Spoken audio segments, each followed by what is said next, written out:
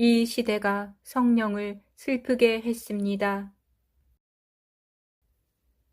그들이 반역하여 주의 성령을 근심하게 했다. 너희는 성령을 근심하게 하지 말라. 하나님은 사랑이시지만 동시에 공의로우신 분이십니다.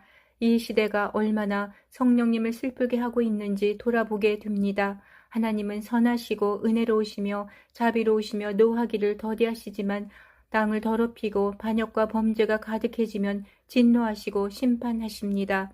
구약에 진노라는 단어가 207번, 신약 31번, 요한계시록 12번 나온 것은 우연이 아닙니다. 마지막 때에 하나님의 진노가 있을 것이 계시되었습니다. 더러워진 이 땅이 언제까지 버틸 수 있을까요? 주님은 포도원을 밤낮으로 지키셨습니다. 그런데 그 포도원에는 들포도만 열렸다고 하십니다. 죄악으로 혼돈 가운데 이리저리 방황하는 사람들을 보시고 근심하셨습니다. 그들을 구원하기 위해 천사를 보내시지 않고 삼위일체 하나님께서 친히 십자가에서 죽으시고 그들의 죄를 중재하셨습니다. 또한 보혜사 성령을 우리에게 보내셔서 우리 속에 두시고 죄에서 떠나 의의 길, 진리의 길을 따라 살게 하셨습니다. 바벨론에 사는 우리가 좁은 길을 걸을 수 있을까? 하나님께서는 왜 진노하실까요?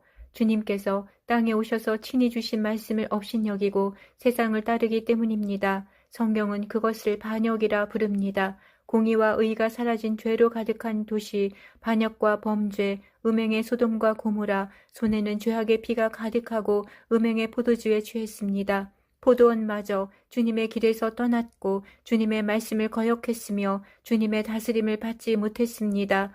음녀의 도시 바벨론은 진노의 잔이며 그들은 금잔의 사치와 음행의 포도주를 마셨습니다. 바벨론 도시에 속한 사람들은 반드시 진노의 잔 7년 환란을 통과해야 합니다. 선교사의 삶을 직접 보니 그들의 삶 자체가 좁은 길을 걸어가고 있었습니다. 바벨론 도시에 사는 우리는 좁은 길을 걸어갈 수 있을까요? 주의 오실 길을 예비하는 자들은 고난과 시련 가운데 있음을 봅니다. 성령의 인도하심으로 주님의 발자국을 따라 한 걸음 한 걸음 내디디며 주님 뜻대로 주님의 말씀대로 살려고 애씁니다. 그러나 세상은 우는 사자처럼 뒤꿈치를 잡아채고 넘어뜨리려 합니다. 주님께서는 구원의 날이 완성되는 날까지 성령을 우리 안에 두시고 인치셨습니다. 성령이 우리 안에 계시면 우리는 살아계신 하나님의 성전이 됩니다. 죄악은 끔찍하고 거룩하고 화평하지 않으면 아무도 주님을 만날 수 없습니다. 성령 안에서 주님의 말씀을 따라 선한 말, 선한 길을 가며 덕을 세우도록 하셨습니다. 성령은 진리의 영이시며 진리의 말씀 곧 우리 주님의 말씀을 기억나게 하시고 깨닫게 하시며 그분을 증언하게 하셨습니다. 보혜사 성령께서는 죄에서 떠나고 의로운 길을 걸으며 심판을 피하는 길로 인도하십니다. 교회는 성령이 하시는 말씀을 들어야 합니다. 그러나 우리는 성령을 근심하게 하고 슬프게 했습니다. 진리에 대한 의견은 넘치고 다툼의 도구로 사용되지만 삶에서 실행되지 못하고 있습니다. 주님께서 친히 땅에 오셔서 진리의 말씀, 천국의 원리를 가르치셨습니다. 하나님의 서신, 예수 그리스도의 계시, 요한계시록에서는 주의 백성들에게 이 말 영광스러운 미래를 알려주셨습니다. 주에 대한 경고와 심판, 다시 오실 예수 그리스도의 그분의 오실 길을 예배하는 신부의 모습, 회복과 은총의 메시지가 반복되어 선포하셨습니다. 그러나 하나님의 뜻대로 살지 못하는 교회에 무능함의 회개를 촉구하시고 성령의 음성에 귀를 기울이라 책망하셨습니다. 더 이상 사람의 무지와 무능함에 초점을 맞추지 않고 성령의 능력을 통해 거룩한 백성으로 살아가라 말씀하십니다. 우리는 하나님의 변함없는 사랑과 자비에 감사하고 늘 그 은혜를 기억합니다. 감사는 기억하는 데서 시작하기 때문입니다. 삼위일체 하나님께서 우리에게 주신 은혜에 더 추가할 것이 무엇입니까? 우리가 그분의 지시에 따라 살지 못하는 문제가 있을 뿐입니다. 어떤 문제가 생겼습니까? 하나님의 변함없는 사랑과 은혜에 익숙해지다 보니 그것이 얼마나 좋은지도 모르고 반역하는 선택을 했습니다. 이러한 현실은 하나님의 백성이 지켜야 할 언약의 철저한 이행을 저버렸고 징계를 받게 했습니다. 결과적으로 성령을 슬프게 했고 우리는 탄식했습니다.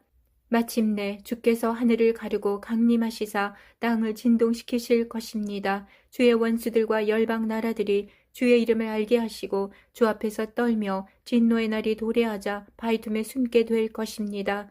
그러나 주님께서는 자기를 앙망하고 자신을 준비하며 기다린 자들을 위해 거룩한 성과 저수를 준비하셨습니다.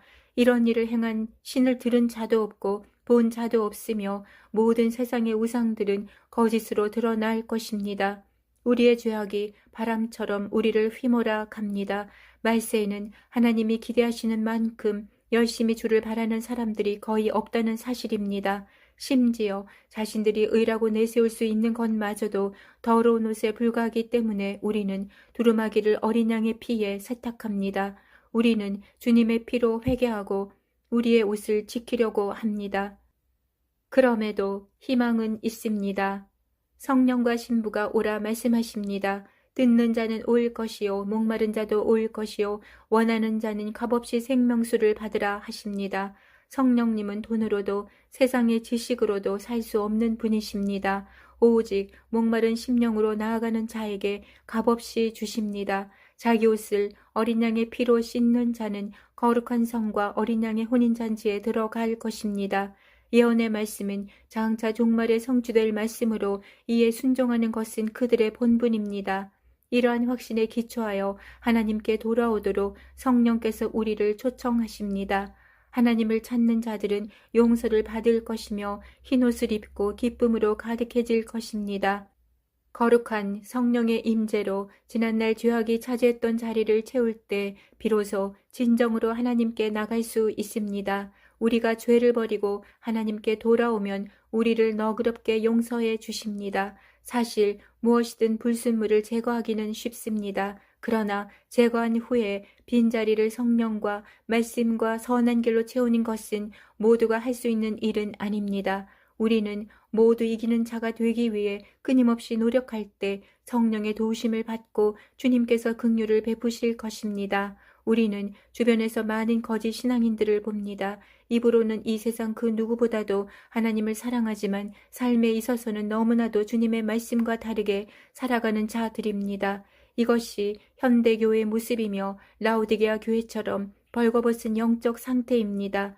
그러나 우리가 아무리 완벽해도 하나님의 길은 우리의 생각보다 무한히 높고 능히 초월하시기 때문에 우리는 내 생각이 곧 하나님의 뜻이라는 교만함을 내려놓아야 합니다.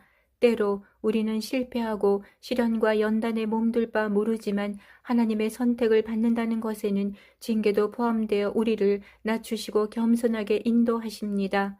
우리는 다만 자신을 낮추고 하나님 앞에 겸손하게 무릎 꿇을 수밖에 없는 존재입니다.